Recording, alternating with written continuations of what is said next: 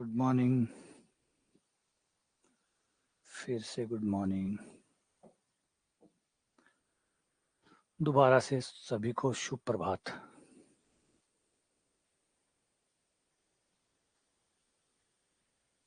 तो हम पढ़ रहे थे मैट्रिक्स और मैट्रिक्स एंड डिटर्मिनेंट, आव्यूह एवं सारणिक, और इसके क्वेश्चन हमने कर लिए अब तक। लास्ट क्वेश्चन था हमारा 47, 47वां क्वेश्चन लास्ट हमने कंप्लीट किया था। अब है हमारा question number 48, question number 48। Question number 48, let A be a square matrix. A जो है वो एक वर्ग मैट्रिक्स है, ए जो है वो एक स्क्वायर मैट्रिक्स है, मतलब एक वर्गाकार मैट्रिक्स है। तो बताओ, और मैट्रिक्स का जो ऑर्डर है, जो क्रम है, जो कोटि है, वो 3x3 की है, 3x3 की है। तो अगर ए मैट्रिक्स को 5 से गुणा कर दिया जाए और सारणिक का मान निकाला जाए तो ये इनमें से किसके बराबर होगा? अगर मैट्रिक्स ए को 5 से गुणा करके सारणिक निकाली जाए तो वो किसके बराबर होगा? और इसका रूल क्या कहता है? रूल क्या कहता है? रूल ये कहता है कि भाई के, अगर किसी मैट्रिक्स को ए से गुणा करके सारणिक का मान निकाला जाए और के बाहर आता है तो ए की पावर एन हो जाएगा, के की पावर एन हो जाएगा। एन उसकी कोटि है, जितनी भी उसकी कोटि होगी उतना वो बाहर आ जाएगा। तो यहाँ पे कोटि कितनी है? 3 है। तो 5 अगर बाहर आएगा, सारणिक से बाहर 5 को लोगे तो 5 की पावर 3 हो जाएगी, और सारणिक ए ये हो जाएगा 125 सारणिक ए।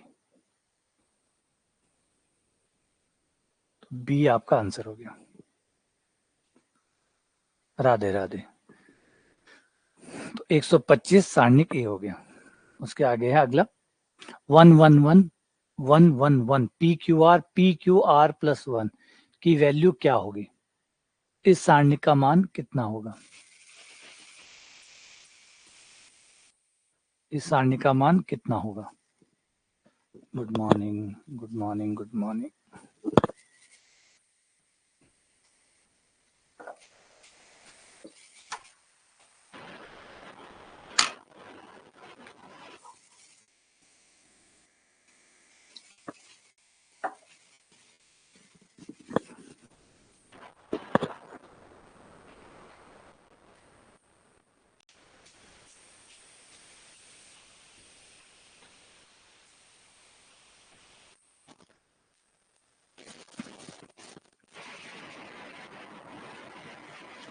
पहले घटा के कुछ छोटा कर लो, घटा के कुछ छोटा कर लो, फिर विस्तार कर लेना। जैसे R3 है, R3 में से R2 को घटा दो, सारणिक थोड़ी हल्की हो जाएगी, और हल्की सारणिक को सॉल्व करना आसान हो जाएगा। तो अगर मैं घटा लूं, घटाते ही हो जाएगा 0 0 ये 1। अब चाहो तो विस्तार कर लो, plus minus plus q minus 0 minus 1 p minus 0 1 0 minus 0, तो हो जाएगा q माइनस p। ए आपका आंसर हो गया, q माइनस p। तो थोड़ा सा हमने लगा दिया गुणधर्म, और गुणधर्म का फायदा लिया तो थोड़े से नंबर कम हो गए, क्योंकि सारणी को हल्का ही तो करना होता है। सारणी जितनी ज्यादा हल्की होगी उतना ज्यादा सॉल्व करने में आसानी होगी। And question number 50, 1 2 3 2x3 3 4 5 value of x कितनी होगी? x का मान इनमें से क्या होगा? सबके आंसर आते हैं मेरे पास, सबके आंसर आते हैं, लेकिन एक एक के आंसर बताना ये मुश्किल हो जाता है कि तुम्हारा सही है, तुम्हारा सही है, नाम लेके। बस यहाँ पे टिक लगा देता हूँ, चेक कर लो आप अपना आंसर। कई लोग ऐसे भी हैं आप में से बहुत सारे जो आंसर देते ही नहीं है, तो इसका मतलब ये नहीं कि वो सॉल्व नहीं करते। आंसर नहीं देते इसका मतलब ये सॉल्व नहीं करते। बस यहाँ पे जब मैं सॉल्व करता हूँ जब मैं यहाँ पे सॉल्व करता हूँ, मैं टिक लगाता हूँ, वो चेक कर लेते हैं सही है या गलत है। तो ये जरूरी नहीं कि आप सामने पटल पे ऊपर चैट में आप ए लिखो, बी लिखो, सी लिखो, वो आपकी मर्जी है। आप लिखते हो तो भी ठीक है, नहीं लिखते हो तो भी ठीक है। मैं ये नहीं चेक करता कि कौन कितने सवालों के सही जवाब दे रहा है, कौन कितने के गलत जवाब दे रहा है। और फिर क्यों किसी को बताना, क्यों किसी को बताना कि कितने आपने सही दिया? आपको पता होना चाहिए ना, सुधार आप करोगे, बेहतर आप बनोगे, है ना। तो आपको पता होना चाहिए कि 10 में से कितने सही हुए, कितने गलत हुए, कहाँ तक सही हुआ, क्या गलत हुआ। मुझे क्या फ़र्क पड़ेगा? मुझे क्या मतलब बनेगा कि भाई मैं किस-किस के मैं याद रखूँगी, किससे कितने सवाल सही थे। तो बेटर ये है कि यहाँ से हाँ, ज़्यादातर लोग आंसर नहीं देते। ज़्यादातर लोग आंसर नहीं देते, वो सिर्फ़ निकालते हैं। मैं जब टिक करता हूँ तो वो मैच कर लेते हैं। कुछ प्रॉब्लम होती है तो वो टाइप मैसेज कर देते हैं, बोले ये दिक्कत है, बस। हाँ, सेल्फ असेसमेंट वो ज़्यादा इम्पोर्टेंट है। अपना खुद का असेसमेंट कीजिए, है ना। खुद का अपना असेसमेंट कीजिए कि आप कितने सही है, कितने गलत है, कितने सही हो रहे हैं, कितने गलत हो रहे हैं। 1 2 3 2x3 3 4 5 x की वैल्यू क्या होगी? x की वैल्यू इसमें से क्या होगी? कुछ नंबरों को थोड़ा कम कर लेते हैं, थोड़ा छोटा कर लें, छोटा किया जा सकता है या विस्तार ही कर दें, क्योंकि x में से घटेंगे। चलो विस्तार ही कर दो, ज़्यादा ठीक है।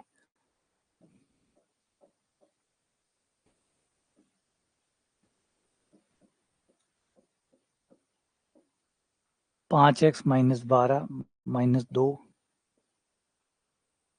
10 माइनस 9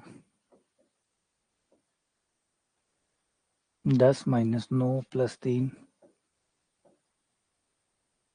ये 3 यो क्या 8 माइनस 3x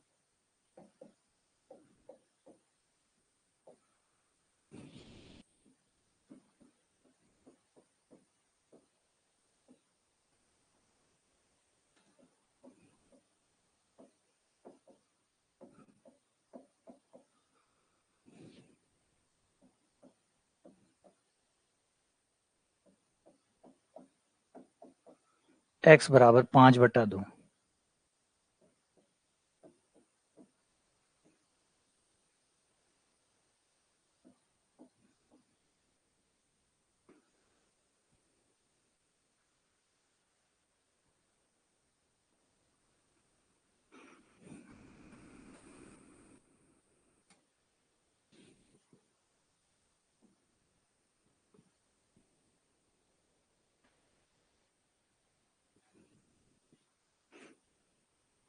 दिमाग में कैलकुलेट करते हो, बकवास, भारी वाली बकवास। कई लोग दिमाग में कैलकुलेट करते हैं, ये क्या साधारण सारणिकों को आप दिमाग में कैलकुलेट कर सकते हैं? नहीं, ये आलस है, इसे आलस कहते हैं।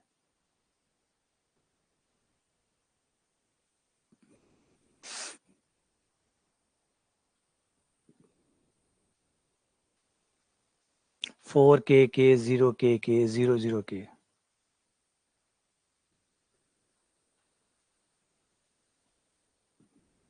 4 के 0 के 0 0 के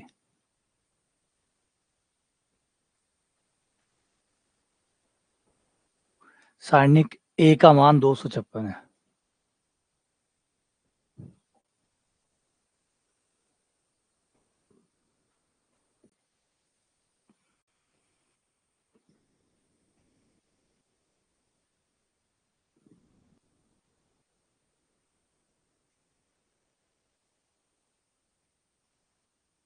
बिल्कुल, त्रिभुजाकार मैट्रिक्स है, सारणिक खोलोगे तो भी वही आना है।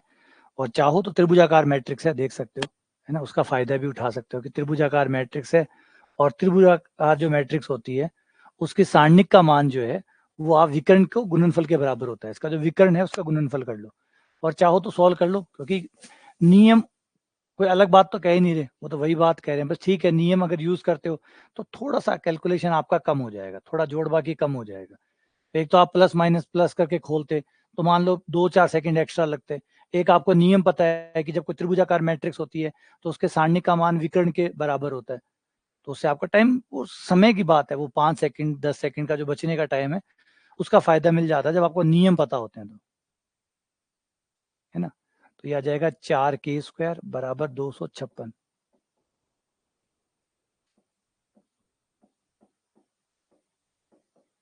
256/4।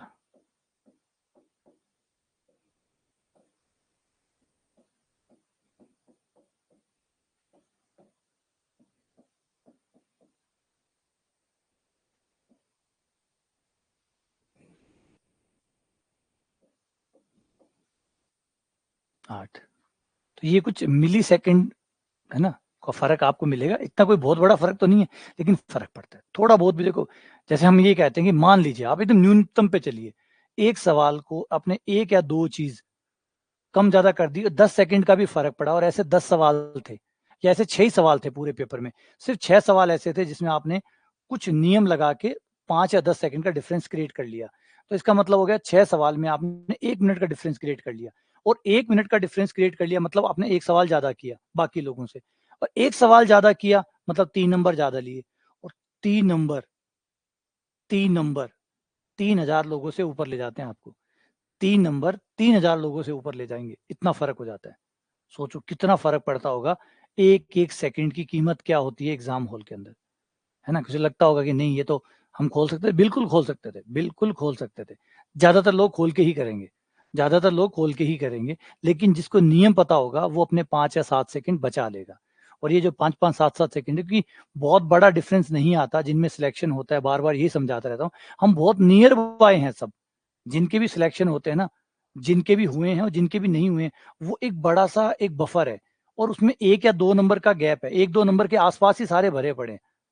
मतलब 1000 बच्चे अगर सिलेक्ट हुए हैं, और 1000 बच्चे जो सिलेक्ट हुए हैं उससे पीछे जाएंगे आप तो 2-3 हजार बच्चे 1 या 2 नंबर से रह रहे होंगे, और वो जो बच्चे पास हुए हैं वो 1 या 2 नंबर ऊपर है बस। यानी आप मानो 3 नंबर के गैप में ये 3000 बच्चे, 3 नंबर के गैप में 3000 बच्चे खड़े हैं, जिसमें से 2000 रह चुके, 1000 सिलेक्ट हो गए। इतना सा ही गैप होता है इनके अंदर।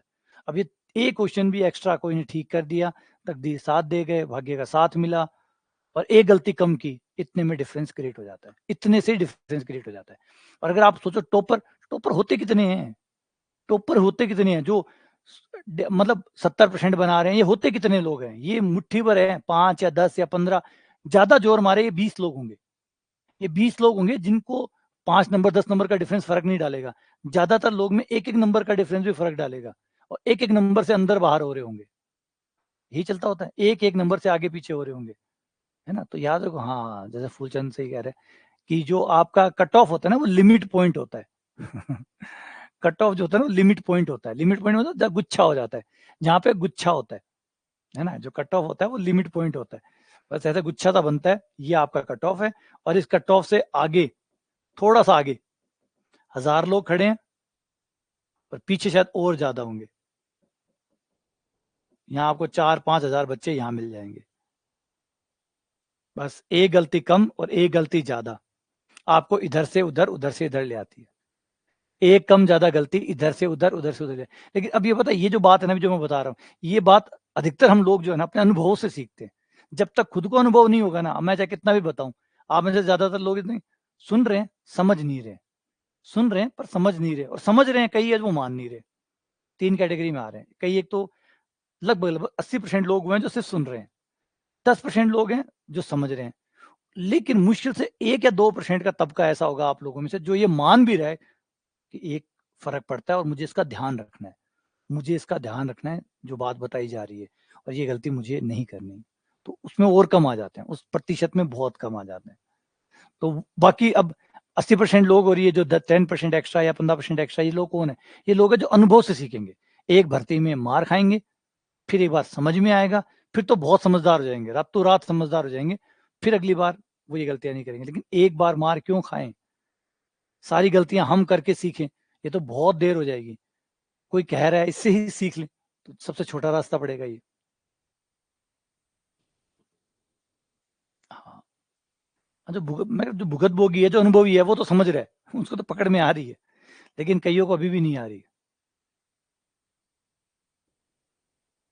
अभी रहे नहीं है ना। आपने जब वो नेहा कह रही 0.3 का दर्द मुझे समझ में आता है, 0.3 समझ में आता है ना, समझ में इसलिए आता है कि तुमने वो भुगत लिया। अब जो भुगत लेता है वो तो समझ ही जाता है। बात तो ये है कि क्या आप बिना भुगते समझ जाएंगे क्या, क्या आप बिना भुगते समझ जाएंगे? इससे फर्क पड़ेगा।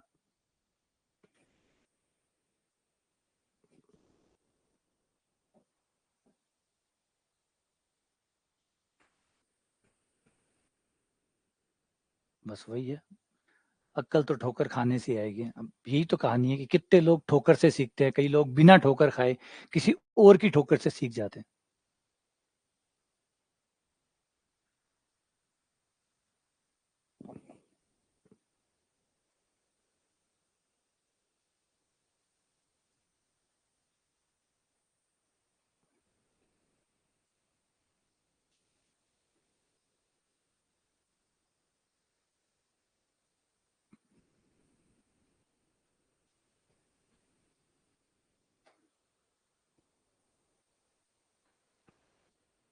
कि सवाल बनाए हो यार, कमाल बनाए हो तो।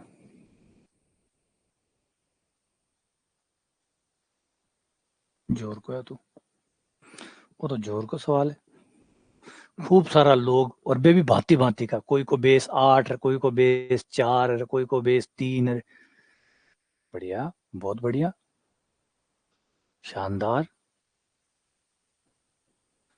है ना, बड़ा शानदार सवाल है। तो कितना सारा बेस लगाया है, कितना भांति भांति का बेस लगाया है। कोई को बेस 3 है, कोई को 4 है, कोई को 8 है, कोई को 2 है।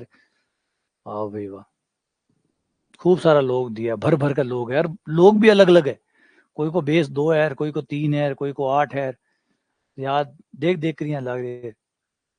और फिर आंसर है 7, 10, 13, 17, एकदम नंबरा पर। इसका मतलब सारे लोग भी कटेंगे, सब कुछ कट कुटा के सब कुछ सॉल्व भी होगा।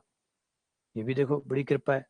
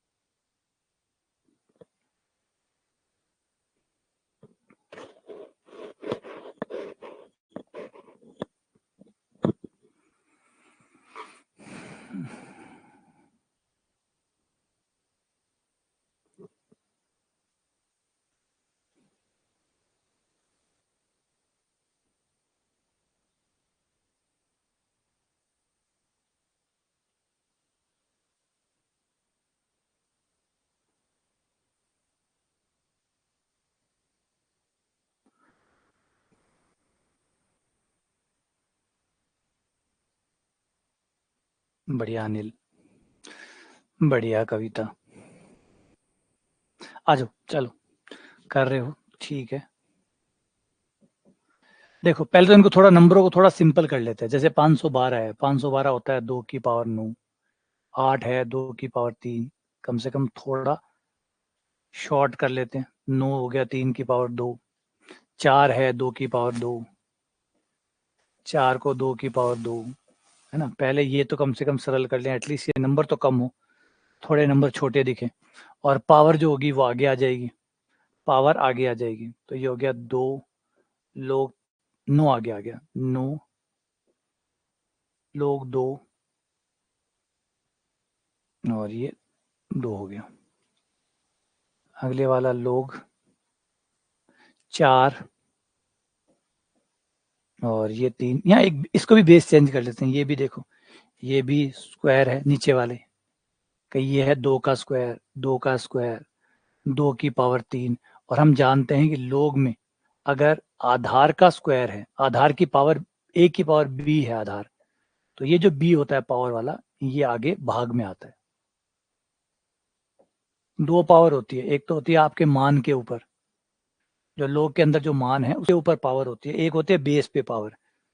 जो बेस पे पावर होती है वो आगे भाग में आती है, जैसे बेस जो है आपका, उसमें ए की पावर बी जो है, वो जो बी है पावर वाला, बेस में जो है, जो लोग का आधार है, वहां पे जो पावर होती है वो भाग में आती है, तो ये वाली पावर भाग में आएंगी।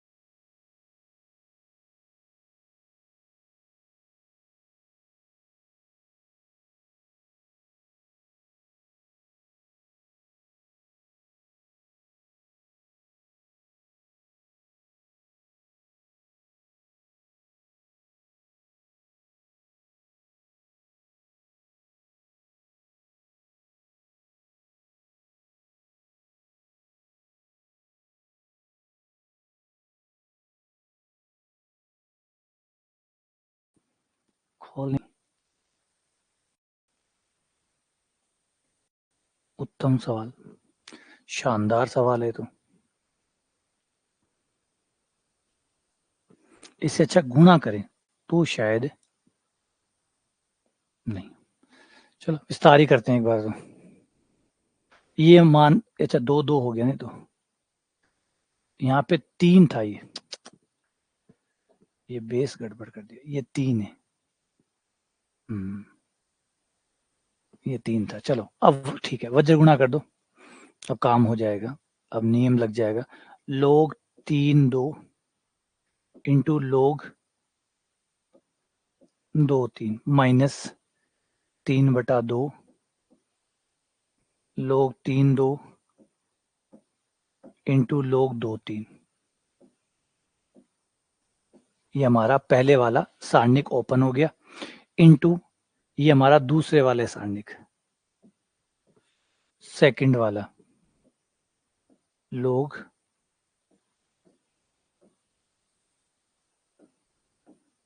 माइनस, ये हो गया 2/3 लोग दो तीन इंटू लोग तीन दो, ये हो गया। हाँ अब हो जाएगा,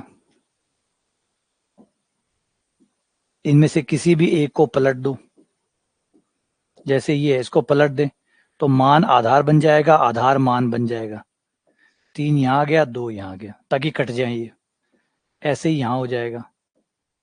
इसको रहने देते हैं और इसको पलट देते हैं, पलटते ही मान आधार हो जाएगा, आधार मान हो जाएगा, और इससे फायदा ये होगा कि ये कट जाएंगे। ये इससे कट गया, ये इससे कट गया। फिर आते हैं यहाँ पे भी यही करेंगे।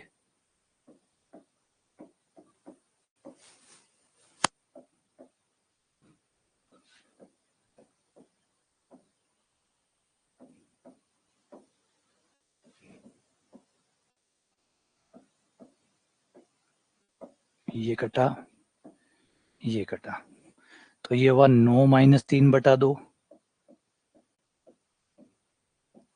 ये हो गया 2 - 2 बटा 3। ये हो जाएगा 18, 18 में से 3 गया 15 बटा 2 गुणा 6 - 2 4 बटा 3। ये 2 5 10, ये 10।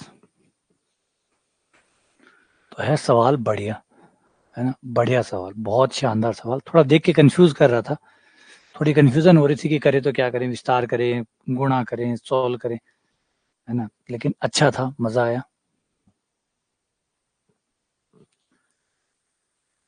नेक्स्ट 53।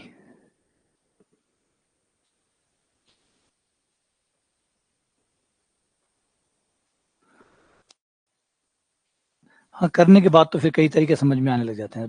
कर रहे होते हैं तब उस समय एक ही तरीका भी दिक्कत देता है। एक बार हो जाता है ना सवाल तो फिर लगता है ऐसे भी हो सकता था, ऐसे ये कर लेते, ये तो आराम से इससे भी हो जाता, फिर तो कई हो जाते। बात फर्स्ट टाइम की रहती है ना, फर्स्ट टाइम नहीं होता। इसीलिए ट्रेनिंग इसीलिए करते रहते हैं कि भाई हर सवाल देखा हुआ लगे। तो जब हर सवाल देखा हुआ लगेगा, करा हुआ लगेगा, तो फिर नए तरीके जल्दी से याद आ जाते हैं। और किसी सवाल को पहली बार ही देखते हैं तो पहले तो यही ढूंढते हैं कि कैसे ना कैसे एक बार हो जाए, है ना, हो जाए बस, ये ज्यादा इंपॉर्टेंट होता है। लंबा छोटा फोकस नहीं करता उस समय।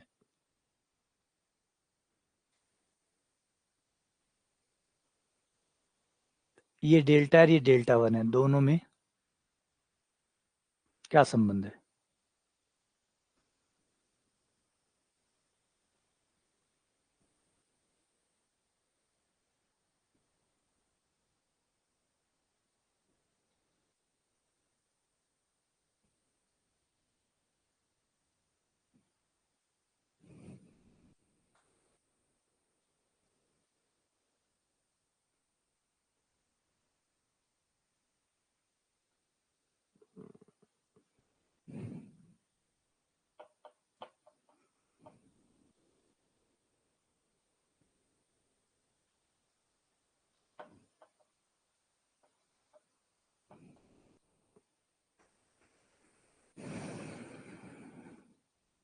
तो इसमें अगर हम देखें, इसी से शुरू कर दें, डेल्टा वन से शुरू कर दें, और डेल्टा वन को अगर इसे एक्स से गुणा करें, ठीक है, इसे वाई से गुणा करें और इसे जेड से गुणा कर दें। अब एक्स वाई जेड से गुणा कर रहे हैं तो एक्स वाई जेड का भाग भी देना पड़ेगा। तो एक्स वाई जेड से गुणा और एक्स वाई जेड का भाग, तो डेल्टा वन हो गया हमारा 1/XYZ से गुणा और एक्स वाई जेड का भाग। तो ये भाग लग गया और गुणा होने पर ये हमारा आ गया AX, ये हो गया x², ये हो गया XYZ, AX XY Z, BY Y² और ये हमारा हो गया XYZ, ये हो गया CZ, ये हो गया Z², ये हो गया XYZ। ठीक है, अब थर्ड कॉलम में से आपका XYZ कॉमन आ रहा है, ये कॉमन ले लो, कॉमन लेते XYZ कट जाएगा, डेल्टा वन आ गया AX plus BY,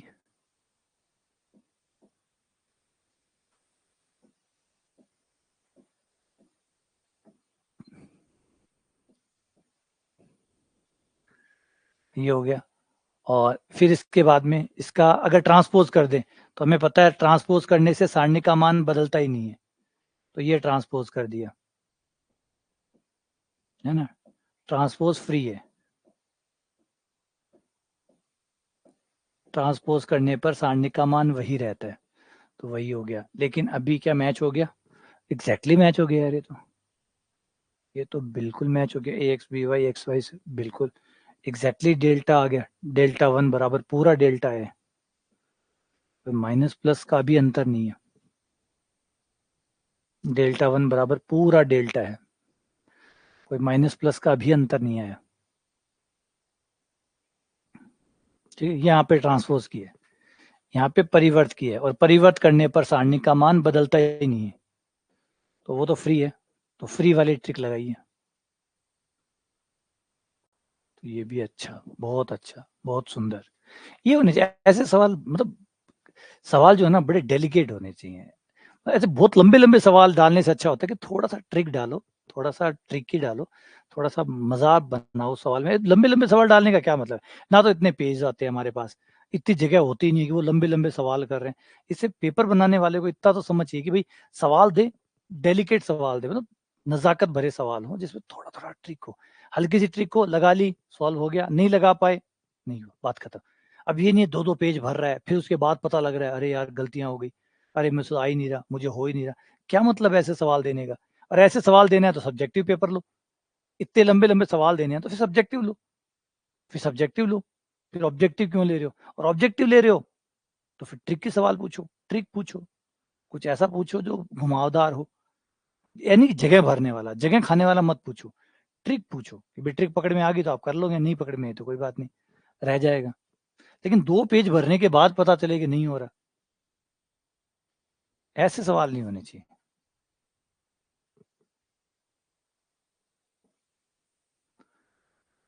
A B C M N P X Y Z, ये नीचे वाली सारणिक, ऊपर वाली सारणी का मान k है, तो नीचे वाली सारणी का मान कितना होगा?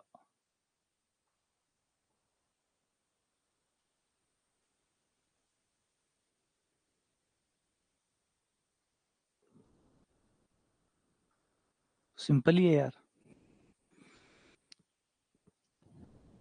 इसमें 2 से गुणा कर दो, 2 का भाग दे दो पहली रो को, फर्स्ट रो को 2 से गुणा और 2 का भाग देने पर, हम जितने से गुणा करेंगे उतने का भाग दे देंगे, तो पहली रो को 2 से गुणा और 2 का भाग देने पर,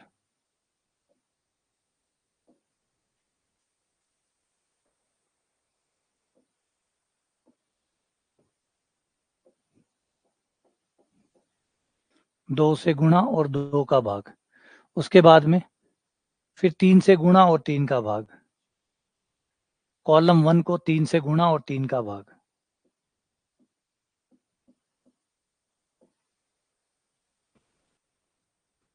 3 से गुणा करने पर ये 6a 3m 3x,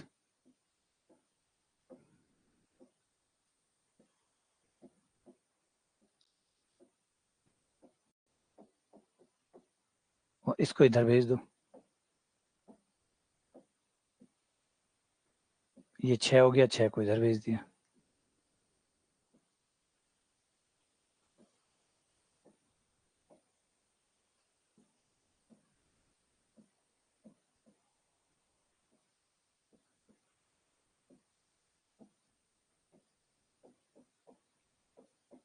बराबर 6 के, तो ये आंसर आ गया।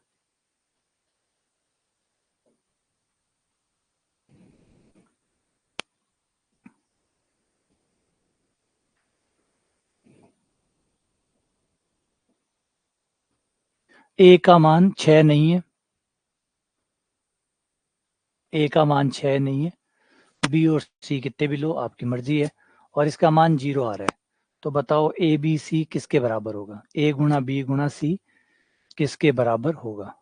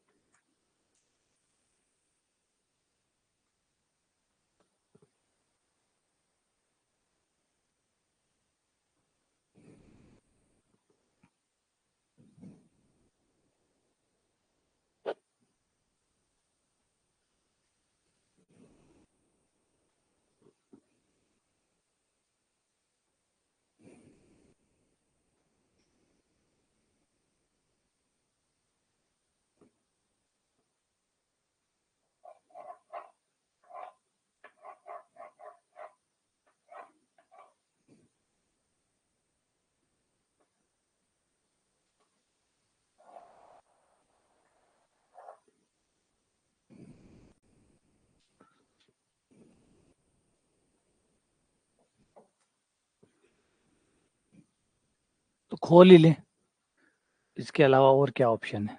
ज़्यादा ठीक है खोलने वाला। हाँ, 2 से गुणा करके घटा के थोड़ा छोटा तो कर ही सकते हैं, है ना? ये तो कर सकते हैं, यही कर लो। R1 में से 2 से गुणा करके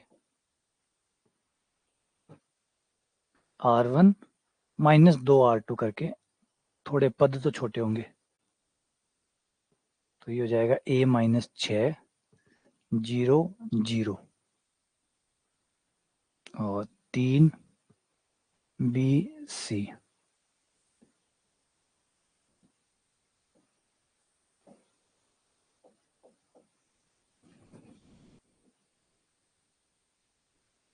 विस्तार। अब समझ में आया 6 को मना क्यों किया।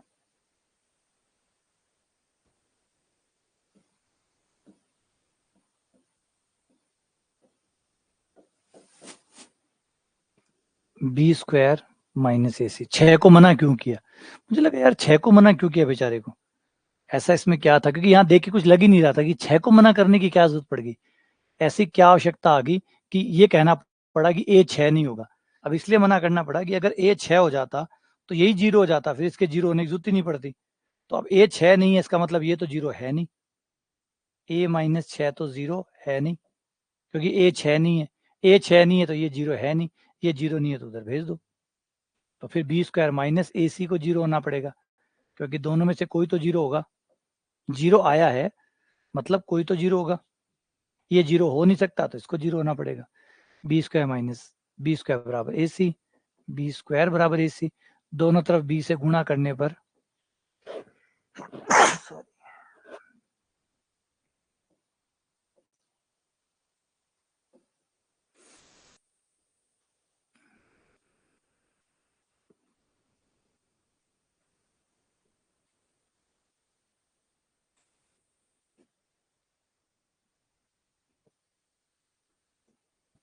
ये हो गया।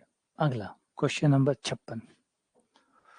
ओमेगा जो है वो क्यूब रूट ऑफ यूनिटी है, इकाई का घनमूल है, इकाई का घनमूल। तो बताओ इस सारणी का मान किसके बराबर होगा?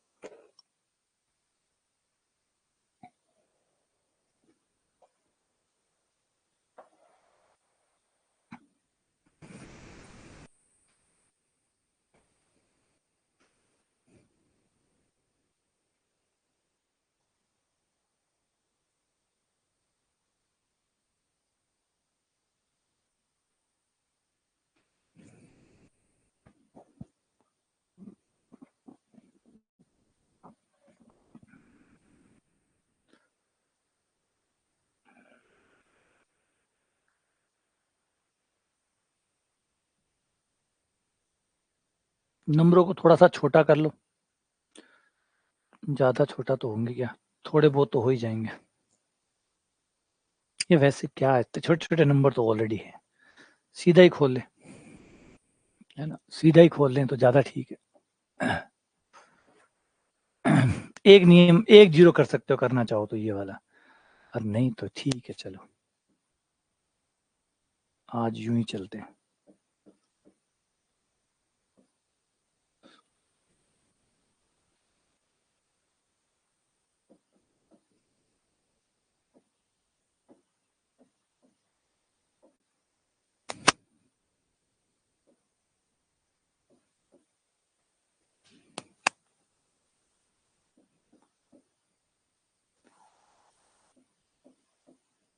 ये ओमेगा स्क्वायर हो गया, 1 प्लस ओमेगा स्क्वायर बराबर होता है 0। इकाई के घनमूल का सूत्र ये कहता है इकाई के घनमूल का सूत्र ये कहता है कि 1 प्लस ओमेगा स्क्वायर बराबर होता है 0 और ओमेगा क्यूब बराबर होता है 1।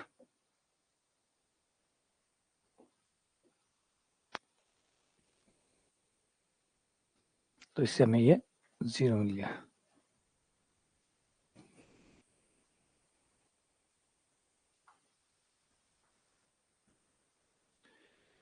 ये सारणिक बराबर इस बहुपद के, और ये बताना है कि 5a 4b 3c 2d plus ई का मान कितना होगा।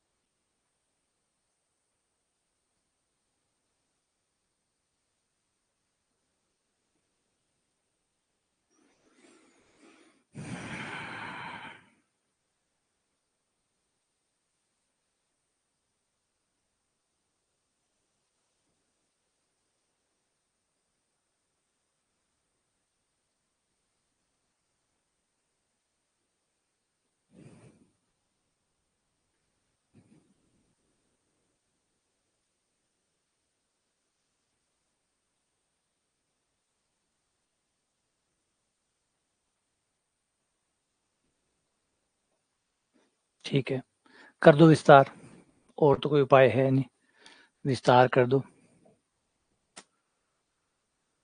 अगर विस्तार करूंगा तो ये मेरा आ जाएगा 6x माइनस 6x 0 हो गया, प्लस माइनस प्लस, विस्तार करने पर ये 6x माइनस 6x हो गया, पहला तो 0 हो गया, दूसरा -2, ये कैंसिल, ये 6x square minus 6x, 6x square minus 6x, फिर प्लस का x, ये कैंसिल, ये आ गया x cube minus x square,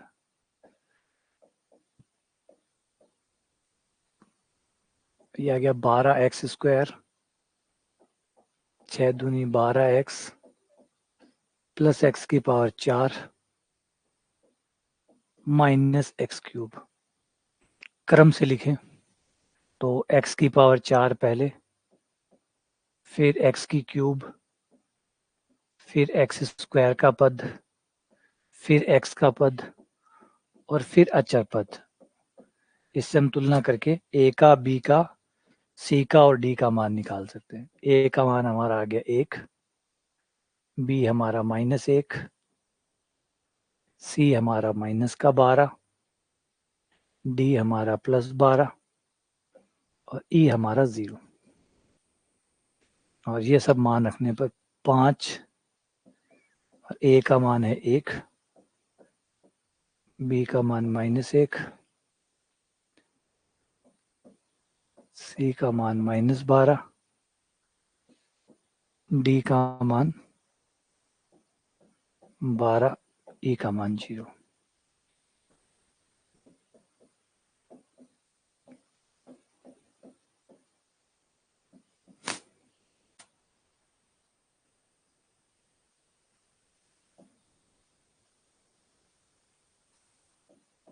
-11, ये आंसर आ गया। ठीक है, 1 मिनट।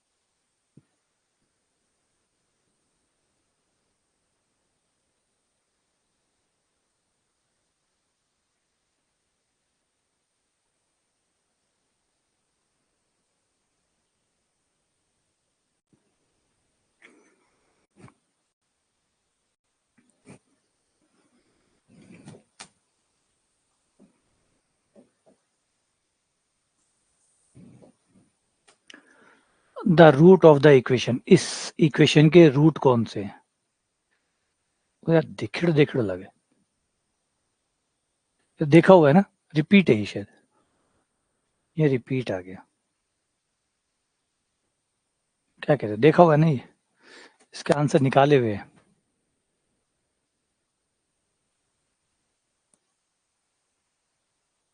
एक तो आंसर था इसका -1 और एक था 2।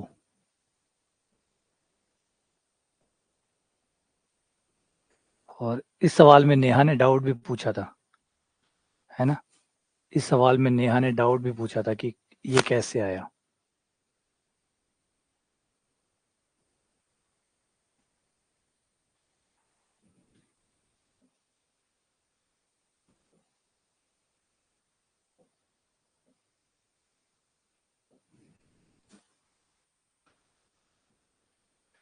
है ना, तो रिपीट है, क्योंकि मुझे इतना याद है कि नेहा ने इसमें पूछा था कि ये कैसे आया, तो फिर मैंने बताया था ऐसे ऐसे करके आंसर आया, हिट एंड ट्रायल मेथड। मेरी याददाश्त ठीक है, अति बुरी है को नहीं फिर। और शायद कल का सवाल है, परसों का सवाल है।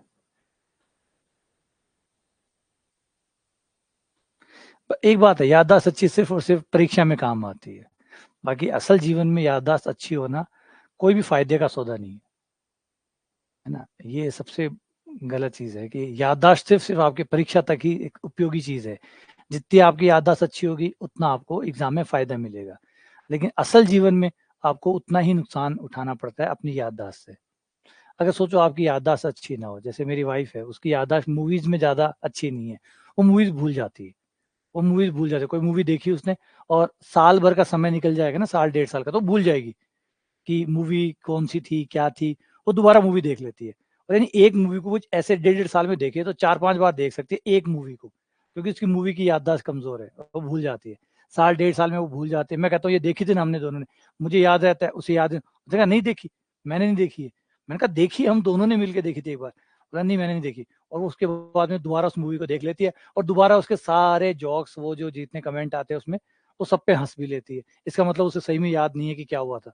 तो इससे फायदा ये होता है कि अच्छी मूवी आप 5-7 बार देख सकते हो अपने जीवन में। जो अच्छी मूवी है, वैसे अच्छी मूवियाँ कम ही होती है, अच्छी मूवियाँ कम ही होती है। और अगर आपकी याददाश्त इतनी अच्छी है कि 1.5 साल में आप भूल जाते हो, तो हर 1.5 साल में आप मूवी वापस देख सकते हो।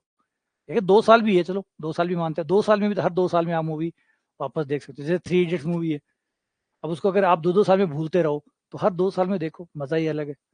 अंदाज़ अपना-अपना है, एक सलमान खान की और आमिर खान की मूवी थी अंदाज़ अपना-अपना, देखी होगी आप लोगों ने।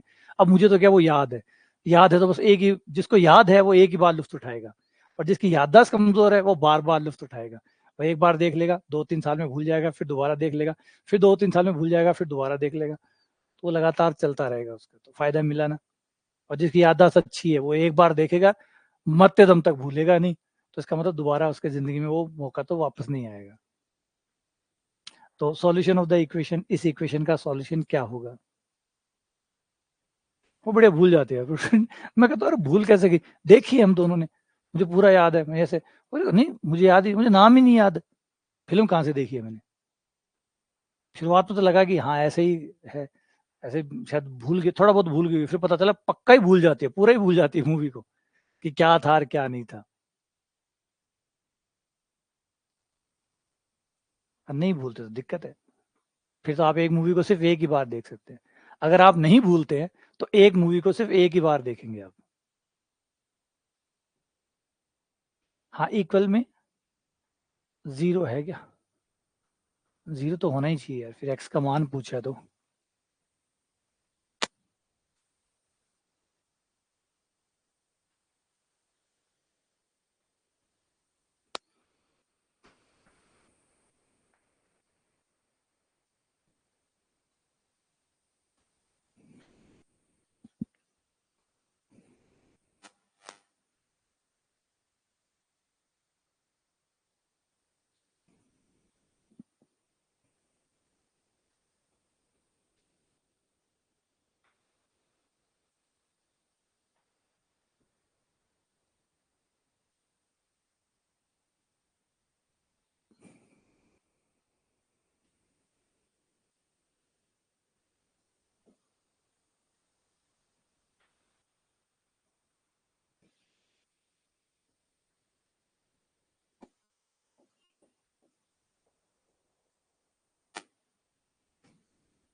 थोड़ा सा छोटा कर ले, R2 माइनस R1। एक और भी घटा लेते हैं, R3 को भी छोटा कर लेते हैं। R3 में से भी R1 को घटाने पर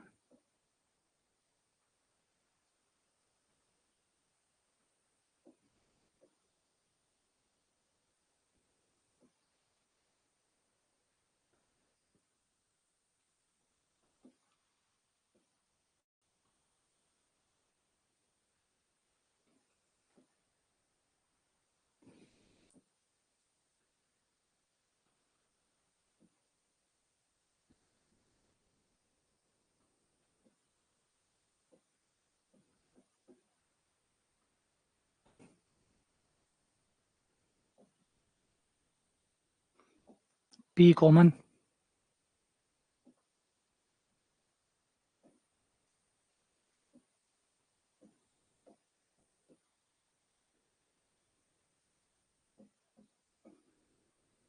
एक बार और घटा के छोटा कर लो, R1 माइनस R2 करने पर।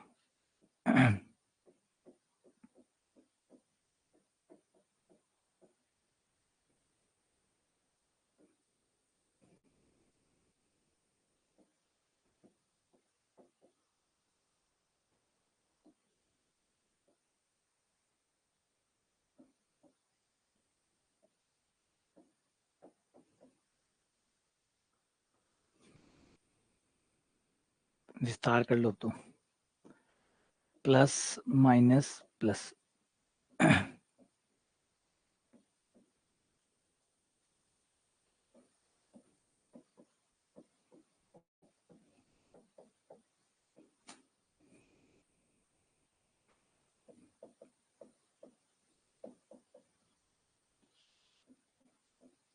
एक्स के दो मान आ गए, एक और दो।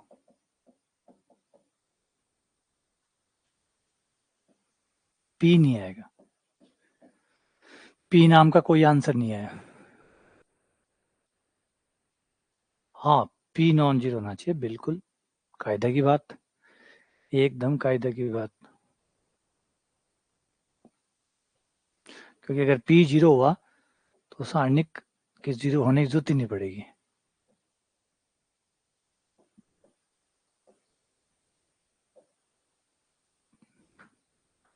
तो पी का नॉन जीरो होना जरूरी है, वरना सवाल गलत हो जाएगा ये। क्योंकि अगर पी जीरो होगा तो फिर सब कुछ ही जीरो हो जाएगा, फिर कोई एक्स का मान आएगा ही नहीं।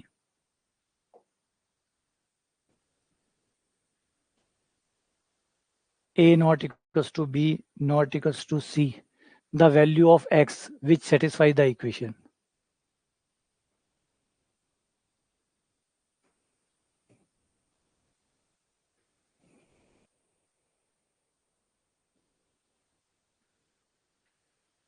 एक झांसी में एक आईआईटी की कोचिंग है, आईआईटी जेई की पढ़ाते हैं उसमें, उनका नाम है आर के मलिक, ऐसे उनका नाम है, आर के मलिक करके है, वो पढ़ाते हैं। उनका शौक ये है कि जब भी आईआईटी पेपर बनाएगी, उनका काम है आईआईटी के पेपर में गलतियां ढूंढना, गलतियां ढूंढना। उनका बस यही रहेगा कि जैसे ही आईआईटी पेपर बना दे, पेपर आया आईआईटी का, वो पेन लेके उसमें कमियां ढूंढते रहेंगे और चैलेंज करते रहेंगे।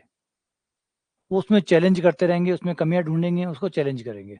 और पता नहीं उन्हें ना जाने, मतलब पेपर को, उनका काम बस यही, पेपर आए एक बार, आते ही वो गलतियां ढूंढना शुरू कर देंगे और पब्लिश कर देंगे। अच्छा, वो किसी को भी नहीं बख्शते, कोचिंग वालों को भी नहीं बख्शते। अगर कोचिंग वालों ने आंसर की जारी की है, आंसर की जारी कर दी, आंसर दे दिया, इस क्वेश्चन का आंसर 5 है, फिर वो उस, अब क्वेश्चन नंबर 5 गलत साबित कर दिया, फिर वो कह रहा है देखो, इस वाली कोचिंग ने 5वें क्वेश्चन का आंसर दिया था, क्वेश्चन ही गलत था, आंसर कहाँ से आएगा। तो वो बस उनका काम यही रहता है। वो बड़े अच्छे, बहुत मैथ्स के बहुत अच्छे जानकार, बहुत कमाल के है वो। तो उनका काम यही है, वो मैथ्स की बारीकियां, क्योंकि ये छोटी छोटी बारीकियां रह ही जाती है, चाहे कोई कितना ही बढ़िया पेपर बनाने वाला हो, कहीं ना कोई छोटी मोटी मिस्टेक हो ही जाती है, भूल ही जाता है। और उनका काम बस, क्योंकि पेपर बनाते टाइम हो जाती है, जैसे मैंने कहा ना कि भूल जाते हो आप, कई बार याद भी रहता है, कई बार ठीक है लिख लूंगा, फिर लिखने भूल गए, इतने में वो गलती तो चली गई। तो वो उसको हाईलाइट करते हैं, ढूंढते हैं और पब्लिश कराते हैं कि देखो ये गलती है, पेपर में ये सवाल गलत था, ये गलत था। वो शायद झांसी से हैं, झांसी है, हाँ झांसी शायद आते हैं, छत्तीसगढ़ या झारखंड से आते हैं वो। मलिक सर के नाम से उनको जाना जाता है, अब तो काफी बूढ़े भी हो गए हैं वो। तो वो यही करा करते थे। एक कमाल, नॉलेज उनका बहुत कमाल का था, जबरदस्त ज्ञान के धनी थे वो, मैथ्स को लेके।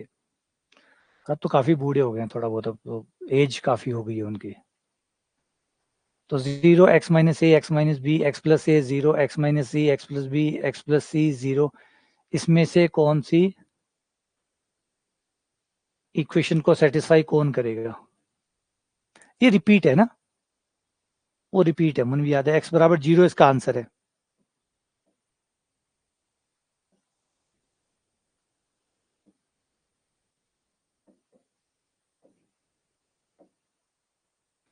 रिपीट क्वेश्चन है ये।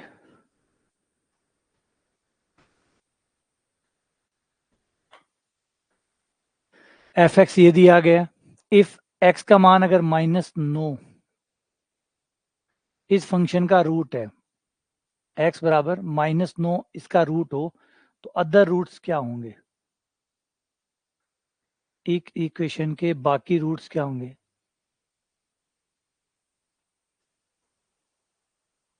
x = a b c, A B C कौन सा आ गया यार, ए बी सी तो कोई है ही को नहीं।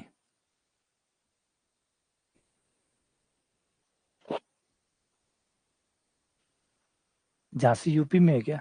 हाँ, हो सकता है भाई, मुझे एग्जैक्टली पता नहीं, मुझे थोड़ा याद है बस, एग्जैक्टली कहाँ से है ये। आजकल ऑनलाइन के ज़माने में वैसे भी पता नहीं चलता, और पहले भी तो उनका नाम सुना हुआ था कई बार, उनको उनके जो वो जो चैलेंजेस हुआ करते थे, उनके बारे में देखते थे, उनके बारे में पढ़ते थे, तो पता लगा था कि अच्छा, एक व्यक्ति ऐसा भी है, एक व्यक्तित्व ऐसा है जो इस तरीके की चीज़ें करते हैं। f(x) = 0 then the other roots are, अब ये ए बी सी तो लग नहीं रहा कि कोई ऑप्शन, क्योंकि ए बी सी तो हमारे सारणिक में ही नहीं है ना, हमारे सारणिक में ही नहीं है ऐसा तो कोई।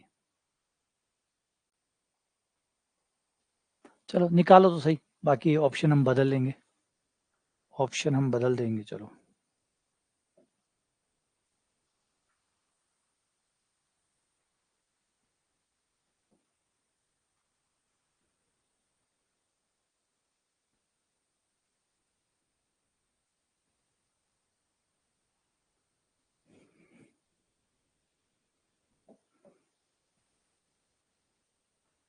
एक तो है R1 + R2 + R3 करने पर,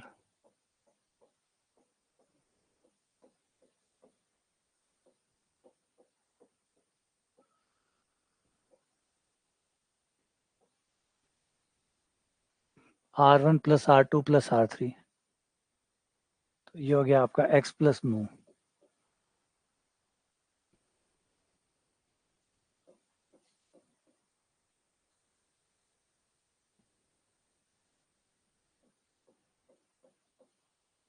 x plus 9, 2x 2, 7 6 9,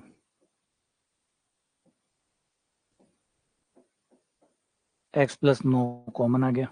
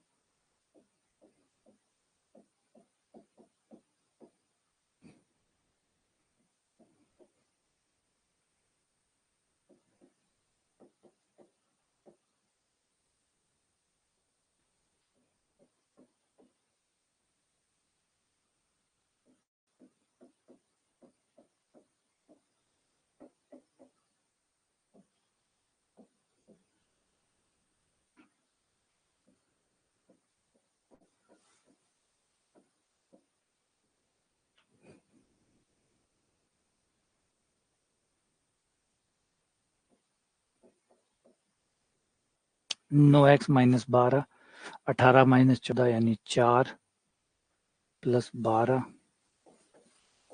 minus 7x,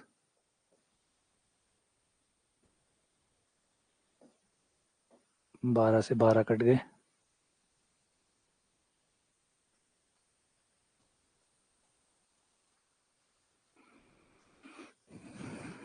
x plus 9,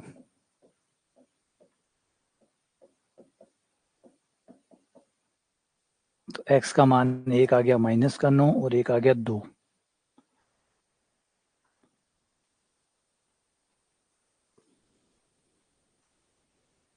अच्छा 9 की जगह x था क्या, अरे भाई मरा दिया, ये तो मरा दिया, लंबी गलती कर दी।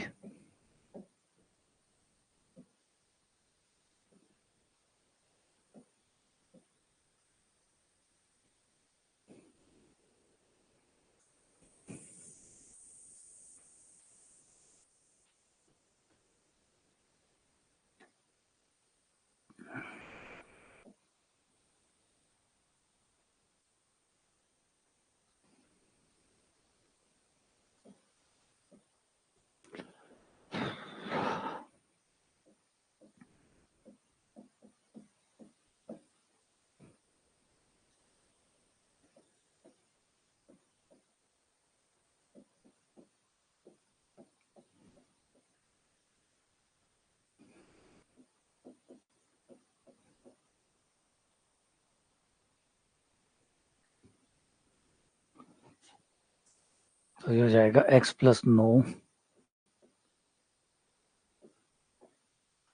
एक्स स्क्वायर और माइनस का 2 और माइनस का 7 माइनस का 9x, 14 और 12 12 कट गए, 14, 7 दूनी 14, तो 2 और 7 हो गए,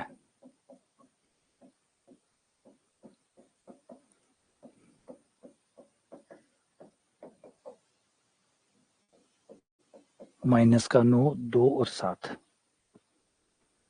तो ऑप्शन है 2 और 7।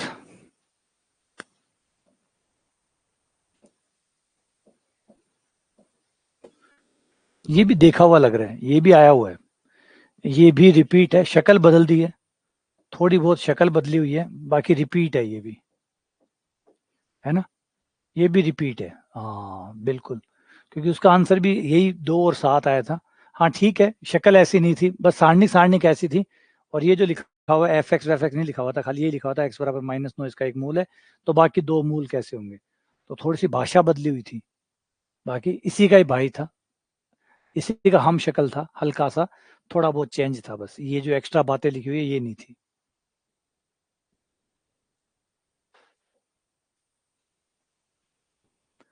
इस सारणी का मान क्या होगा, द वैल्यू ऑफ डिटर्मिनेंट,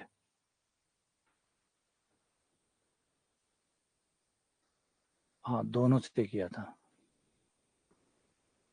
तुम लोगों की तो याददाश्त बहुत अच्छी है। सर ना याददाश्त सिर्फ गणित में अच्छी रहे, बाकी सब में कमजोर रहे, ये सबसे अच्छी चीज है, भगवान का गॉड गिफ्ट है। बस मैथ्स में याददाश्त अच्छी रहे और बाकी सब में इतनी घटिया याददाश्त हो कि 24 घंटे के साथ ही भूल जाऊं।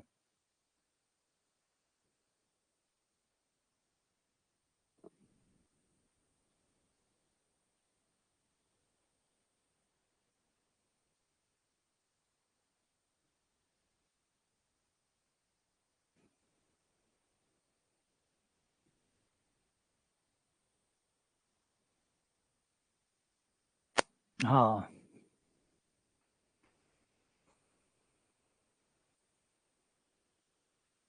मैं कह रहा हूँ नहीं, देखो कुछ भी हो याददाश्त अच्छी चीज नहीं है, याददाश्त सबसे बुरी चीज है।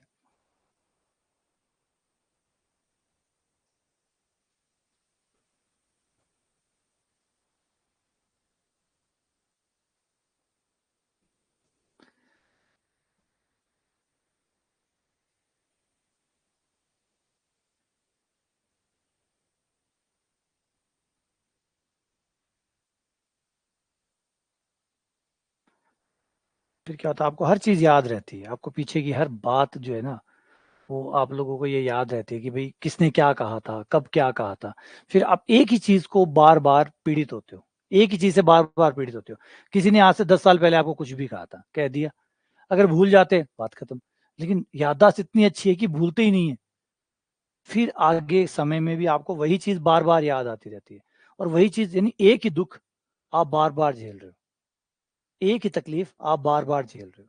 देखो सुख तो आप जल्दी भूल जाते हो, जितने भी सुख होते हैं वो तो हम मिनटों में भूल जाते हैं, लेकिन जो दुख होते हैं, यादें में, हमारी यादों में देखिए, हमारे यादों में ज्यादा सुखद पल याद नहीं है हमें, ज्यादातर दुखद पल याद है। जो हमारे पीछे जीवन में जितने भी दुख के पल बीते हैं वो ज्यादातर याद है, और वो बार बार भूलने भी जाते, वो भूलते भी नहीं है, वो याद रहते, वो लगातार दिमाग में घूमते रहते हैं, वो ट्रोमा की तरह बन जाते हैं, वो एक नाइट मेयर की तरह बन जाते हैं, जो सपनों में भी आते रहते हैं।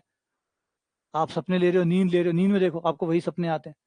वो जो आपके डरावने पल थे, जो खतरनाक चीजें हुई थी, जो भी बुरा हुआ था, वो सब कुछ आपकी यादों में, आपके दिमाग में, आपकी नींदों में, सपनों में, हर जगह पहुंच गए, और वो आपको बार बार डरा रहा है।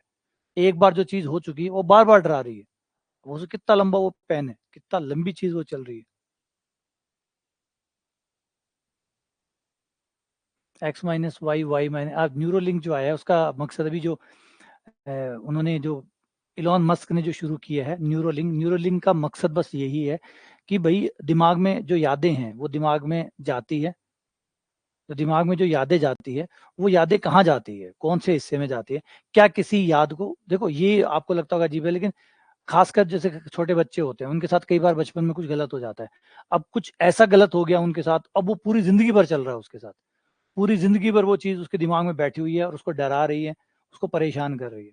वो हो चुका, घटना हो चुकी है, शायद उसका कोई असर बचा भी नहीं है, लेकिन वो दिमाग में वो जगह रोक के बैठी है, और वो बार बार समय दर समय पीरियोडिकली याद आती रहती है। तो वो यादें कहाँ स्टोर होती है, जहाँ स्टोर होती है, कहाँ, क्या किसी याद को डिलीट किया जा सकता है, इरेज किया जा सकता है, ऐसा पॉसिबल है क्या? तो न्यूरो लिंक जो अभी आ रहा है उसका मकसद यही है, ये पहचानना कि क्या आपके हिस्से की कोई याददाश्त आप मिटवाना चाहें कि ये मेरी याद मिटा दो, ये बुरी याद थी, मैं नहीं रखना चाहता याद कि ये क्या हुआ था। तो क्या ऐसा हो सकता है? ऐसा होता है तो आदमी काफी हद तक सुखद हो जाएगा। तो ये स्टैंडर्ड रिजल्ट है ना, ये स्टैंडर्ड रिजल्ट है, मानक है। चाहो तो आप इसको सॉल्व कर सकते हैं, वरना सॉल्व करने की जरूरत नहीं है। और ये एक्स वाई जेड का कोई मान रख के चेक कर लो, एक्स वाई जेड का कोई मान रख के चेक कर लो। फॉर एग्जाम्पल एक्स बराबर 1, वाई बराबर 2 और जेड बराबर 3, ये ले लो और इसका मान निकाल लो, देख लो कौन सा ऑप्शन है। हाँ नहीं, ज्यादातर ऐड करवाना तो हाँ, फिर तो वो आर्टिफिशियल हो जाएगा, ऐड करवाना तो फिर आर्टिफिशियल हो जाएगा, फिर तो आदमी कहेगा कि मेरे में गोवा की यादें डाल दो, मेरे अंदर मलेशिया की यादें डाल दो, मेरे अंदर स्विट्जरलैंड की यादें डाल दो, मेरे अंदर फिर अच्छी अच्छी यादें डाल दो, फिर वो तो वो हो जाएगा। शायद हो सकता है आने वाले टाइम में मांगेंगे भी लोग, लोग ऐसी चीजें मांगेंगे। अभी जैसे एक एआई के अंदर एक चला है, एक फीचर चला है जो भी आने वाले समय के, मतलब 2 साल 3 साल में आपके सामने वो हो जाएगा। अभी वो प्रोटोटाइप है, उस प्रोटोटाइप में ये है कि आपका, आपने जो वीडियो बना रखे अपने बच्चों के, और किसी के बच्चे की डेथ हो जाती है, किसी बच्चे की डेथ हो जाती है, मान लो 8 साल का बच्चा है, 10 साल का बच्चा, माँ बाप कभी भी उससे बाहर नहीं निकल पाता। जब आप माँ बाप बनेंगे या बन चुके हैं तो आप इस बात को समझ पाएंगे, नहीं बने तो जब बनेंगे तब समझेंगे। माँ बाप के जाने का गम बच्चे को होता है, लेकिन इतना नहीं होता कि जिंदगी भर वो उसके साथ रह सके। लेकिन माँ बाप के साथ उल्टा होता है, माँ बाप के साथ अगर बच्चा चला जाता है तो वो पूरी जिंदगी भर कभी खुश नहीं रह पाता, वो हमेशा उस दुख से गुजरता रहता है। जैसे आपने मूवी तलाश मूवी देखी होगी आमिर खान वाली, इसमें आप देखिए वो रानी मुखर्जी आमिर खान होते हैं, वो लगातार अपने बच्चे के खोने का गम करते हैं। ये एक नॉन नेचुरल घटना है, जब भी ऐसा होता है तो माँ बाप कभी उससे बाहर नहीं निकल पाते, तो वो हमेशा अपने बच्चे से मिलना चाहते हैं, बार बार वो कोशिश करते हैं कि कुछ ऐसा हो जाए जिससे बच्चे को मिला जा सके। तो आर्टिफिशियल इंटेलिजेंस ने इसको पॉसिबल कर दिया है कि अगर आपके बच्चे के वीडियो बने हुए हैं, ऑलरेडी पहले के वीडियो बने हुए हैं, उसकी आवाज आपके पास सेव है, तो वो उन सारे डेटा को कलेक्ट करके आपके सामने एक, आपका जो बच्चा है उसकी एक इमेज क्रिएट कर देगा, एक वीडियो क्रिएट कर देगा, और उस एक वर्चुअल दुनिया में आप जाके अपने बच्चे से मिलकर आ सकते हो, उससे बातें कर सकते हो, उससे मिलकर वापस आ सकते हो। तो ये कितना सुखद होगा उन माँ बाप के लिए जिन्होंने अपने छोटे उम्र में अपने बच्चों को खोया है।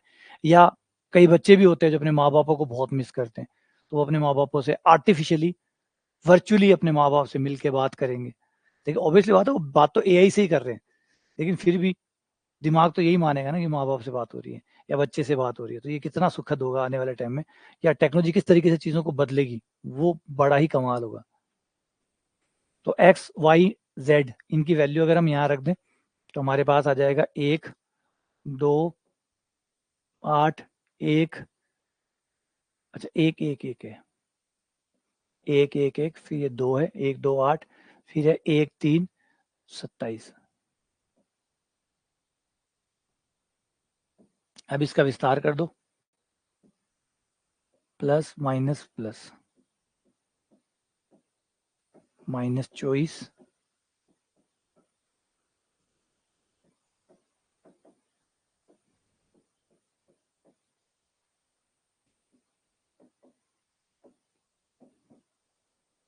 ये हो गया 30, 19 और 1, ये 12 हो गया। अब देखो कौन 12 दे रहा है इसमें से, 12 सही है ना, 12 है तो सही ना। तो अगर ए ऑप्शन में जाते हैं तो ये हुआ 1 - 2, 2 - 3 और 3 - 1, तो ये हो जाएगा -1 इंटू -1 इंटू 2, जो कि 2 आएगा। तो ये तो गलत हो गया है ना। ऐसे ये भी गलत होना है, ये आ जाएगा आपका 4 आ जाएगा, क्योंकि ये सिर्फ डबल है बस, इसलिए ये भी गलत। इसे देखें तो ये आ जाएगा -1 गुणा -1 गुणा 2 गुणा 3, 2, 5 और 1, 6, ये आ गया 6 दूनी 12, ये सही हो गया। तो इस तरीके से आप चेक भी कर सकते हैं कौन सा सही है, क्योंकि जरूरी नहीं स्टैंडर्ड रिजल्ट याद हो। स्टैंडर्ड रिजल्ट अगर नहीं याद है तो ऐसा कर लो, XYZ का कोई मान रख के सॉल्व कर लो, पता चल जाएगा। अगला, ये सारे फैक्टोरियल फैक्टोरियल है, चलो थोड़ा सा मजा भी आएगा। Factorial 10, factorial 11, factorial 12, factorial 11, factorial 12, factorial 13, तीसरी लाइन में फैक्टोरियल 12, फैक्टोरियल 13, फैक्टोरियल 14। अब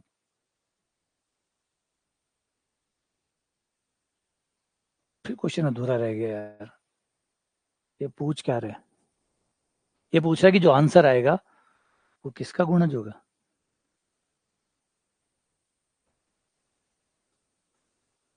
है ना, क्वेश्चन अधूरा रह गया ये।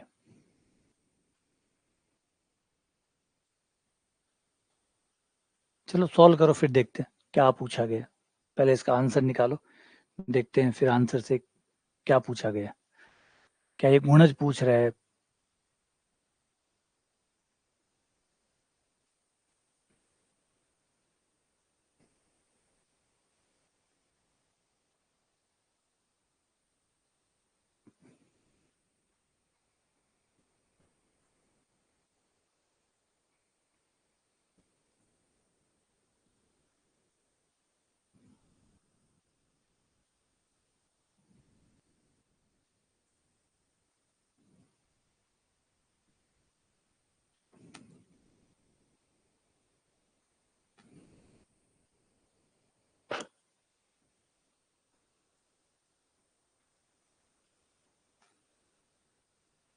देखो मैं देखता हूँ उसको कि क्या गलती है इसमें।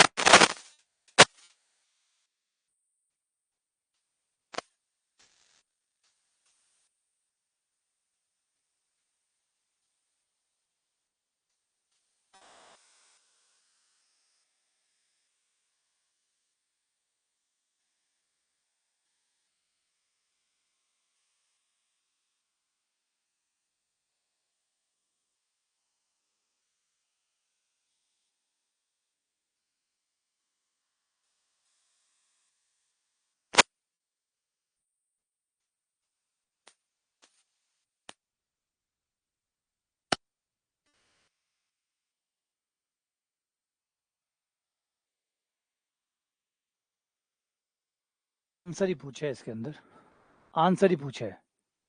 नहीं ये नहीं है, ये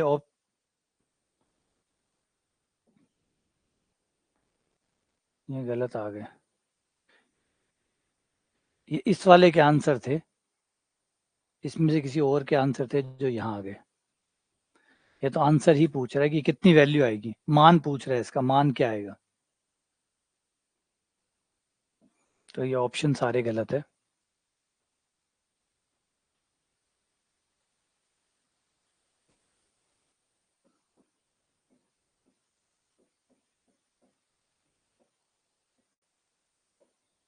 ये सारे विकल्प गलत है। सिर्फ ऑप्शन ही ये पूछ रहा है कि इसका मान किसके बराबर आएगा, इसका मान किसके बराबर आएगा। तो आज उसको सॉल्व करते हैं। तो फर्स्ट रो को ऐसे किया, फैक्टोरियल 10 है, 10 ले लिया। ये फैक्टोरियल 11 है, 11 है तो 11 तो बाहर आ जाएगा, अंदर 10 हो जाएगा, फैक्टोरियल 10। फिर फैक्टोरियल 12 को अगर हम लिखें तो ये हो जाएगा 12 गुणा 11, 12 बाहर 11 बाहर, अंदर बच गया फैक्टोरियल 10। अब पूरी पंक्ति में से फैक्टोरियल 10 कॉमन आ जाएगा। अगली सेकंड पंक्ति में सेकंड पंक्ति को फैक्टोरियल 11 बना लेते हैं, तो ये तो फैक्टोरियल 11 है ही, ये 12 है तो 12 बाहर आ जाएगा, अंदर 11 हो जाएगा। फिर वो 13 है तो 13 बाहर, 12 बाहर, और वो हो जाएगा फैक्टोरियल 11। ये दूसरी पंक्ति हो गई। फिर तीसरी पंक्ति को आ जाओ, तीसरी पंक्ति में फैक्टोरियल 12 बना लेते हैं, फैक्टोरियल 12, 13 गुणा फैक्टोरियल 12, और ये हो जाएगा 14 गुणा 13 और फैक्टोरियल 12। अब कॉमन निकल जाएगा, पहली पंक्ति में से फैक्टोरियल 10, दूसरी पंक्ति में से फैक्टोरियल 11, और तीसरी पंक्ति में से फैक्टोरियल 12 कॉमन आ जाएगा। फैक्टोरियल 10, फैक्टोरियल 11 और फैक्टोरियल 12, 10, 11 और फैक्टोरियल 12, ये कॉमन ले लिया। ये हो गया 1 1 1, यहाँ हो गया 11 12 और 13, यहाँ हो गया 12 गुणा 11, 13 गुणा 12, 14 गुणा 13। घटा के थोड़ा छोटा कर लो, R3 में से R2 घटाने पर R3 माइनस R2, और R2 को चेंज करने पर R2 माइनस R1 करने पर।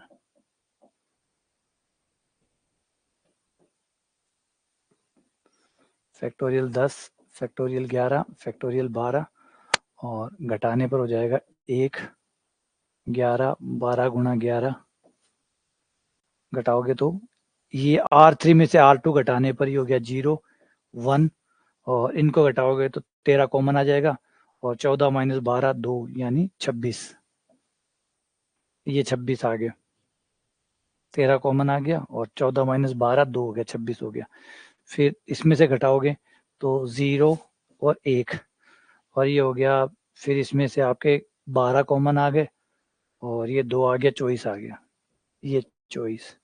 एक बार और बैक टू बैक घटा दो, R3 में से R2 घटाने पर फिर से R3 minus R2, factorial 10 factorial 11 factorial 12 1 11 12 गुणा 11 और 0 1 24 और ये घटाने पर 0 0 2। अब विस्तार कर लो।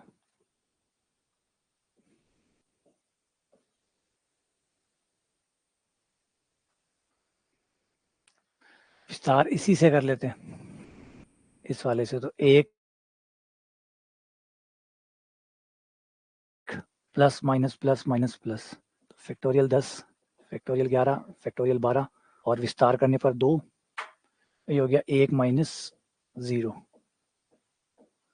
ये आ गया 2 गुणा फैक्टोरियल 10 फैक्टोरियल 11 और फैक्टोरियल 12।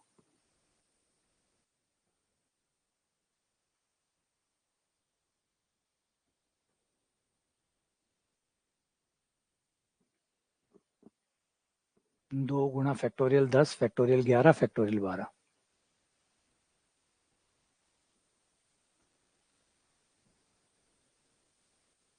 ठीक है, तो ऑप्शन जो थे उसके गलत थे ये वाले। बढ़िया सवाल था, सवाल अच्छा था, क्योंकि फैक्टोरियल के नियम भी लगाने थे, सारणिक के नियम भी लगाने थे। और सारणिक में जैसे मैंने शुरू में कहा कि कई ब्रांचें ऐसी है जिनके पास खुद के सवाल तो होते नहीं है, खुद की खाली सारणिक है इनके पास, खुद की इनके पास सारणिक है। अब उस सारणिक में कभी ये इसको डाल देंगे, कभी उसको डाल देंगे, कभी किसी को डाल देंगे, कभी लोग को डाल दिया। अभी एक सवाल देखा था जिसमें लोग का था, एक सवाल देखा ये फैक्टोरियल का आ गया। अभी आगे आएंगे तो देखेंगे एनसीआर भी आ जाएगा यहाँ पे, एनसीआर जो है संचय वाला, वो भी कॉम्बिनेशन वाला एनसीआर, वो भी यहाँ आ जाएगा। तो ये क्या करे बेचारे, सारणिक तो सारणिक ही है, वो थोड़ी बदलेगी। अब उस सारणी के अंदर कुछ और डाल डाल के कुछ बना लो, है ना। जैसे पनीर तो पनीर ही है, भी पनीर में कदे प्याज डाल दे, वहाँ कदे कड़ी डाल दे, वहाँ कदे क्यों डाल दे, फिर बोला लाभदार पनीर, फिर कदे बोला कढ़ाई पनीर, कदे बोला ओ वालो पनीर, कदे बोला वो वालो पनीर। तो है तो वो पनीर ही है, तो वो पनीर ही ना। और वो पनीर का 50 पार्ट है, तो वही बस यही है, सारणिक सारणिक है। अब उस सारणी में लोग डाल देंगे, कभी कुछ और डाल देंगे, और 50 तरह के सवाल, या 50 क्यों, अब फिर वो पहले 50 चीजें बनेगी, फिर कल उसको भी मिक्स करके उनकी भी और एक नई चीजें बना देंगे, यही चलता रहेगा। इसलिए सार पकड़ लो, है ना, पनीर ढूंढ लो, बात खत्म। हाँ, शाही पनीर, यो पनीर, वो है पनीर ही एक ही।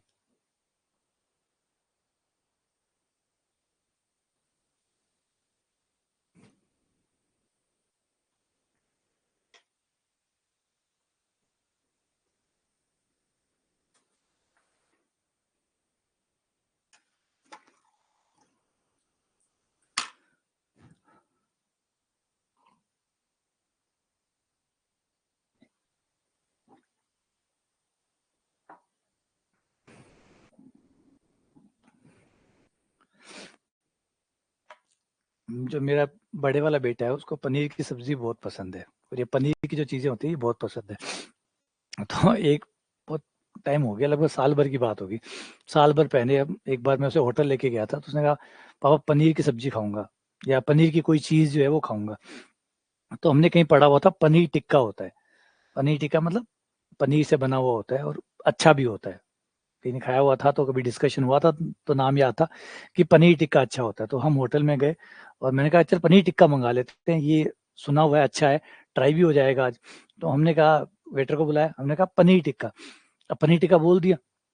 अब जैसे ही बोला उसने कहा कि सर पनीर टिक्का में भी कौन सा, पनीर टिक्का में भी कौन सा। उनका पनीर टिक्का में भी कौन सा, इसके भी वो रूप आ गए। बोला हाँ हो गए, पनीर टिक्का में भी मलाई पनीर टिक्का होता है, तंदूरी पनीर टिक्का होता है, मसाला पनीर टिक्का होता है। उसने और 3-4 नाम बता दिए। उनका भाई हम से ठीक कौन सो है हम से ठीक कौन सो है जिको मतलब वो भी खा सके और मैं भी खा सकूं, मैं दोनों खा सका, यहाँ को कोई सो बता दे। तो फिर वो कहा भैया सर तनी वो जो तंदूरी वाला है वो ले लो, वो कम स्पाइसी होता है, वो ठीक रहेगा। वही हद है। तो यही कहानी है कि आज को टाइम इतना बदल गयो, इतना ज्यादा चेंज हो गयो कि मतलब थोड़ा कम पढ़े लिखे भी आदमी हो ना भयंकर परेशान हो जावे। व्यवहारिक ज्ञान इतना ज्यादा चाहिए अब कि पूछो, एक पनीर टिक्का भी आदमी कौन खा सका आराम से। क्योंकि अगर आपने कुछ भी मंगवाया तो याद रखिए वो 250 रुपए का आता है। अगर आपने गलती एक बार गलती करी तो 250 रुपए गए, एक गलती 250 रुपए मांगती है। अगर आपने मान लीजिए आपको नहीं पता और आपने कह दिया, यूं ही फेंक दिया, आपने कहा कि मलाई पनीर टिक्का ले दो, वो मलाई पनीर टिक्का लाया, पता चला कि वो तो सफेद रंग का पड़ा, एकदम एकदम धोड़ो पड़े यहाँ को, यहाँ पानी में सका 150। फिर अरे बाप रे, मरा दिया, वो खाई जे किया 250 तो रुपया डूबया। फिर भी ने जबरदस्ती खाकर उल्टी और करनी पड़ेगी, क्योंकि खाली छोड़ कौन सका रुपया 250 लागे है। तो आ स्थिति भी हो जावे अगर थोड़ी बहुत हमें पता नहीं है तो, ज्ञान नहीं है तो। बढ़ वैरायटी बढ़ गई है एक्चुअली, मार्केट में इतनी वैरायटी बढ़ गई है कि इतना ज्ञान अब आपको चाहिए। फेंक कौन सा का 250 रुपया लागे डरेगा। फिर होटल में जाने के बाद में पीछा लाग जावे, और पीछा लागने बाद फेंक कौन सको थे खार उल्टी कर सको। आ थारी सुविधा है कि ते खा लियो, फिर शाम का जा जब थाने फुर्सत मिले भी हिसाब से उल्टी कर लीजो, लेकिन खार जाना पड़े।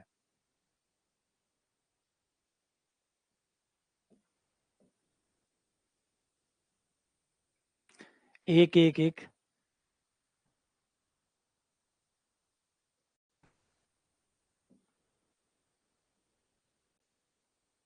तो इसे घटा के छोटा कर ले, है ना, घटा के छोटा कर ले। R3 में से R2 घटा दो।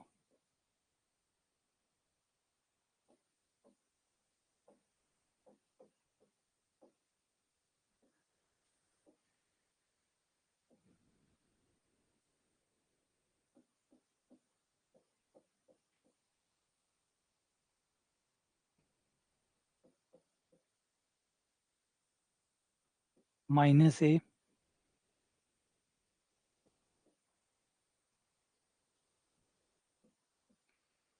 बहुत बढ़िया सवाल है यार, ये तो बढ़िया है। अब हम इसमें से घटा देंगे। अब R2 में से R3 घटाने पर, R2 में से R3 घटाने पर घटाएंगे तो ये जुड़ जाएगा 1 1 1, और ये हमारा आ गया A plus B plus C, A plus B plus C, और A प्लस बी प्लस सी।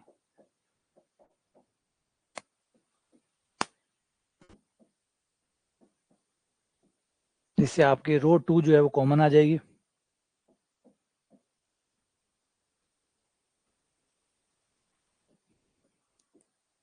ये कॉमन आते ही आपकी रो 1 और रो 2 सेम हो जाएंगी, R1 और R2 सेम हो जाएंगी। सेम होते ही आपका आंसर 0 आ जाएगा। तो आंसर हो गया नन ऑफ दीज। देखने में तो नन ऑफ दीज नहीं लग रहा था, शुरुआत में तो ऐसा लग रहा था कि कोई ना कोई ABC वाला ही कोई ना कोई आंसर आ जाएगा, कोई ना A प्लस बी प्लस सी आ जाएगा, लेकिन बाद में मजेदार था ये तो। घटाते ही -ABC आया, फिर जोड़ दिया घटा के, तो A प्लस बी प्लस सी आ गया। बढ़िया, उत्तम, अति उत्तम, शानदार था ये तो। चलो ब्रेक करते हैं क्लास को। ठीक है, बाकी सवाल कल करेंगे।